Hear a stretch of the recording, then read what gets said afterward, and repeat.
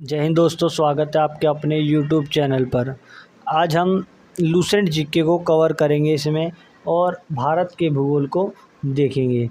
पहले सामान्य परिचय देखना पड़ेगा हमें भारत का। चलो शुरू करते हैं भारत के वीडियो। भारत उत्तरी गोलार्ध में 8 डिग्री 4 मिनट से लेकर 37 डिग्री 6 मिनट उत्तरी अक्षांश और 68 डिग्री 7 मिनट से लेकर 97 डिग्री 25 मिनट पूर्वी देशांतर के बीच स्थित है। ठीक है। संपूर्ण भारत का जो अक्षांशीय विस्तार है 6 डिग्री 4 मिनट से लेकर 37 डिग्री 6 मिनट दिया गया है, ध्यान रखना। अब देखते हैं भारत का क्षेत्रफल।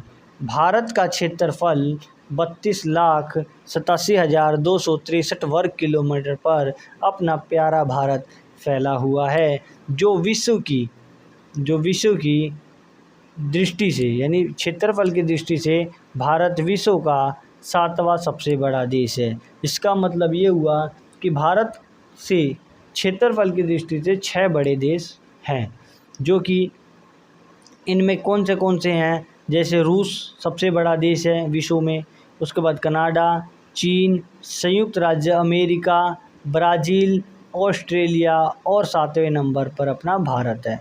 8वां देश बड़ा में कौन आ जाता है? अर्जेंटीना आ जाता है।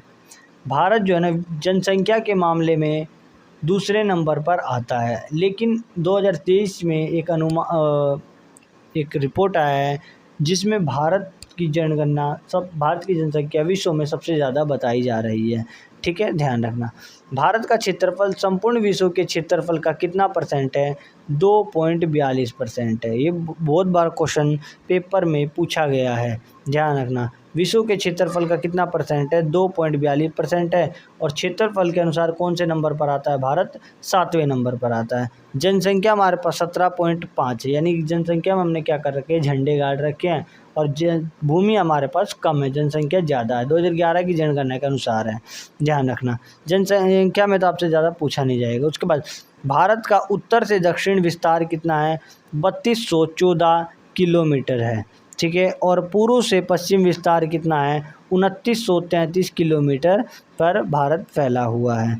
ठीक है। भारत की सतलज सीमा की लंबाई कितनी है? 15,200 किलोमीटर। सतलज सीमा का मतलब वही सीमा होती है जिसमें पानी का क्षेत्र नहीं लगा होता है। ऊपर का जो भारत का एरिया होता है उसको बोलेंगे सतलज सीमा। ठीक है। और भारत की तटीय भाग की लंबाई होती है 7516.5। इसका मतलब है कि भारत का जितना भी पानी का हिस्सा है वो कितने क्षेत्र में फैला हुआ है? 7516.5 क्षेत्र में फैला हुआ है। परंतु अगर आ जाए कि मुख्य भूमि के तटीय भाग की लंबाई कितनी है, तो 6100 किलोमीटर है। इसका मतलब ये है कि जो प्रायद्वीपीय भारत है, प्रायद्वीप भारत कहाँ से? गुजरात से लेकर पश्चिम बंगाल तक जो है वो प्रायद्वीपीय भारत है। इसको मुख्य भूमि का तटीय भाग बोलते हैं। ये 6100 किलोमीटर क्षेत्रफल फैला हुआ है, ध्यान रखना। उसके बाद देखते हैं कि भारत के पड़ोसी देश कितने हैं? 7 पड़ोसी देश है जिसके साथ भारत की क्या लगती है? सीमाएं लगती है।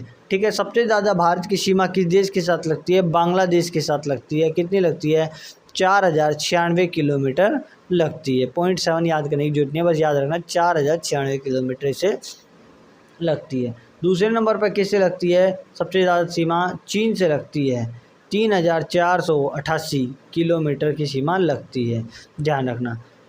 उसके बाद सबसे कम सीमा किससे लगती है भारत की? अफ़गानिस्तान के साथ लगती है 106 किलोमीटर। लेकिन ये लद्दाख वाला वो एरिया है जिसको पाक अधिकृत बोला जाता है, यानी जिस पर पाकिस्तान ने कब्जा कर रखा है। ठीक है। उसके बाद जो अगर अफ़गानिस्तान ऑप्शन में नहीं होगा तो हम भूटान पर जाएंगे। भूटान से सबसे कम सीमा 699 किलोमीटर की लगती है, ध्यान रखना है। बात समझ में आ गया? भारत के कुल जो है ना 16 राज्य ऐसे हैं जो पड़ोसी देशों के साथ क्या बनाते हैं? सीमा से जुड़े हुए हैं। अगर भारत के जल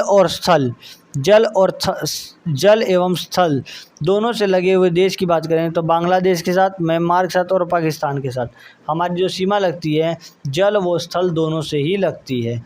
भारत के सबसे दक्षिणी बिंदु का नाम क्या है? इंदिरा पॉइंट है। ये कहाँ स्थित है? वृत निकोबार में स्थित है, इससे पहले इसको क्या कहा जाता था? पिगमिलियन पॉइंट के नाम से जाना जाता था। ये भूमध्य रेखा से 876 किलोमीटर क्या है, दूर स्थित है, ध्यान रखना, ठीक है। उसके बाद भारत का जो है सबसे उत्तरी बिंदु कौन सा हो जाएगा, इंदिरा कोल। कैसे याद करोगे, जम्मू कश्मीर ऊपर है, कैसे कोल कैसे कश्मीर, इंदिरा कोल। पश्चिमी बिंदु कौन सा हो जाएगा, सर क्रीक, कहाँ है, गुजरात राज्य में स्थित है। और पूर्वी बिंदु कौन सा हो जाएगा, कीबीथू, कीबीथू कहाँ है, अरुणाचल प्रदेश में स्थित है, ध्यान रखना। कोलाबा पॉइंट कहाँ है, मुंबई में। और पॉइंट कालीमेरे ये कहाँ है, तमिलनाडु में है। पॉइंट पेड्रो कहाँ है, जाफना में, श्रीलंका के ऊपर वाला हिस्सा बोलते हैं जाफना, उत्तर पूर्व वाले एरिया को, ठीक है। अब देखते हैं कि किस देश के सीमा के साथ कौन सी सीमा रेखा लगती है, भारत के पड़ोसी देशों के साथ हमारी कौन सी सीमा रेखा जुड़ी हुई है और कौन सी सीमा रेखा। चीन के साथ भारत एवं चीन की सीमा को मैकमोहन रेखा कहा जाता है। यह रेखा कब खींची गई थी, 1914 में खींची गई थी, सर मैकमोहन की अध्यक्षता में शिमला में खींची गई थी। तो क्वेश्चन आएगा, भारत और चीन की सीमा रेखा कौन सी है, मैकमोहन रेखा है।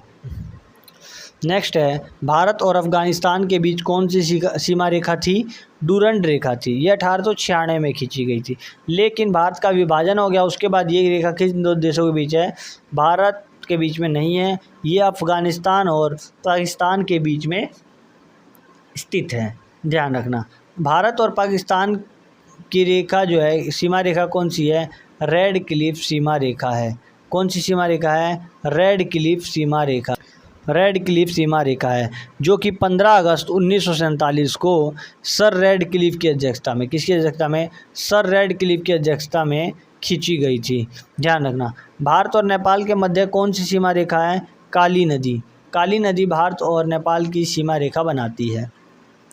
पटकाई की पहाड़ियाँ भारत को म्यांमार से अलग करती है, ध्यान रखना, यानी कि इसका मतलब ये है कि भारत और म्यांमार को कौन सीमा रेखा है, पटकाई की पहाड़ियाँ।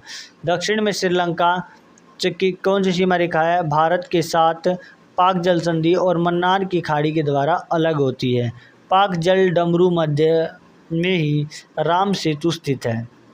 श्रीलंका के बाद भारत का दूसरा निकटतम पड़ोसी कौन सा है, इंडोनेशिया है, ध्यान रखना, जो कि निकोबार द्वीप समूह के अंतिम द्वीप ग्रेट निकोबार के दक्षिण में स्थित है। बात समझ में आ गया। ये तो था हमारा क्या था, ये हमारी सीमाई रेखा थी, जो हमारे पड़ोसी देशों के साथ जो सीमाई रेखा लगती है उसके बारे में इसमें बताया गया है। अगर बात किया जाए कि भारत का मानक समय, भारत का जो मानक समय है वो कहाँ से गुजरता है, इलाहाबाद के निकट मिर्ज़ापुर से गुजरने वाली रेखा है, जो कि 82.5 डिग्री पूर्वी देशांतर रेखा को माना गया है। भारत का मानक समय क्या है, 82.5 डिग्री पूर्वी देशांतर है, जो कि ग्रीनविच रेखा से कितना आगे है, 5.5 घंटे आगे है, ध्यान रखना।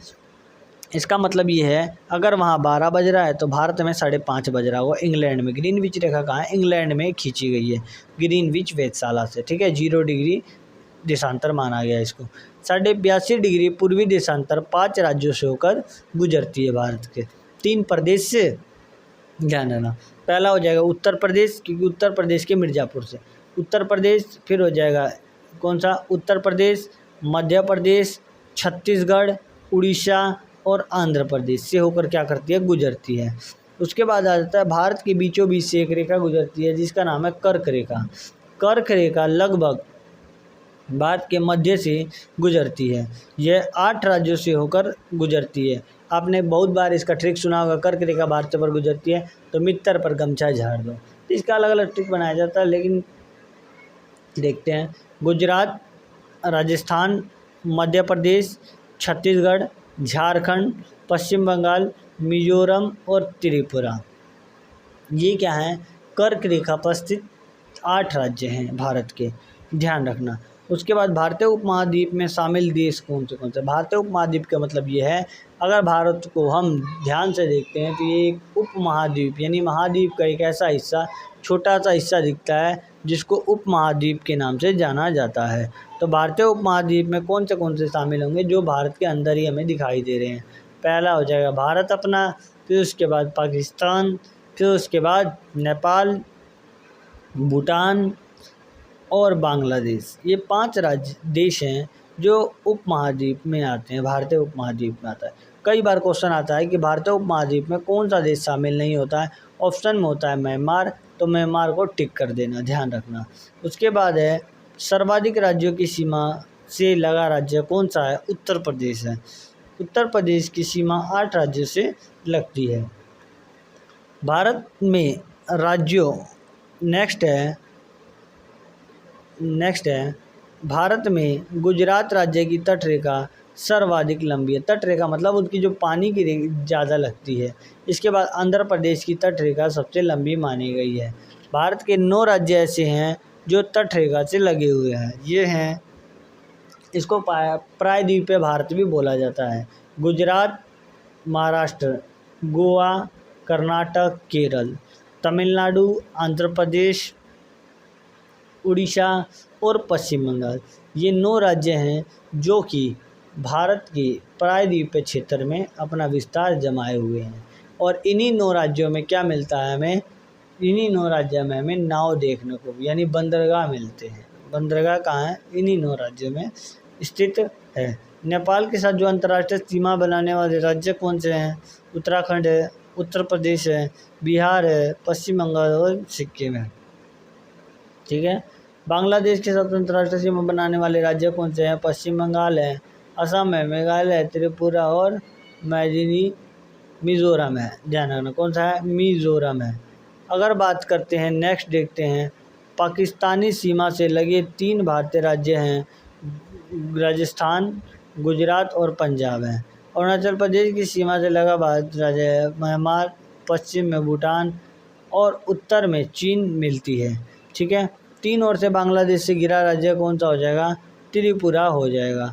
यांगयाप दर्रे के पास से क्या होता है, यांगयाप दर्रे के पास से ब्रह्मपुत्र नदी जो है कि भारत में प्रवेश करती है, ध्यान रखना है। ठीक है। जोजिला दर्रे का निर्माण कैसे होता है, सिंधु नदी के द्वारा होता है। और सिपकिला दर्रे का निर्माण कैसे होता है, सतलज नदी के द्वारा होता है। जेलेपला दर्रे का निर्माण कैसे होता है, जेलेपला दर्रे का निर्माण तीस्ता नदी के द्वारा किया जाता है। लद्दाख में स्थित काराकोरम दर्रा जो है भारत का सबसे बड़ा दर्रा है। भारत का सबसे बड़ा, ये सबसे ऊंचा दर्रा कौन सा है, काराकोरम दर्रा। जोजिला दर्रा श्रीनगर से गिलगित को जोड़ता है।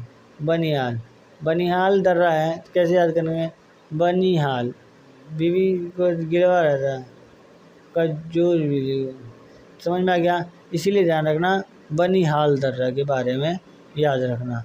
ठीक है। उसके बाद है सिपकिला दर्रा शिमला से तिब्बत को जोड़ता है। जीवित जड़ पुल कहाँ पाए जाते हैं, मेघालय में पाए जाते हैं। दोस्तों, आज मैंने आपको भारत का सामान्य परिचय लगभग सभी इस वीडियो में मैंने कवर करवा दिए हैं। नेक्स्ट टॉपिक आपको जल्दी ही भारत के भूगोल से मिल जाएगा। जब तक चैनल को सब्सक्राइब कर लें, बेल आइकन को प्रेस कर दें। धन्यवाद। जय हिंद, जय भारत। Thank you.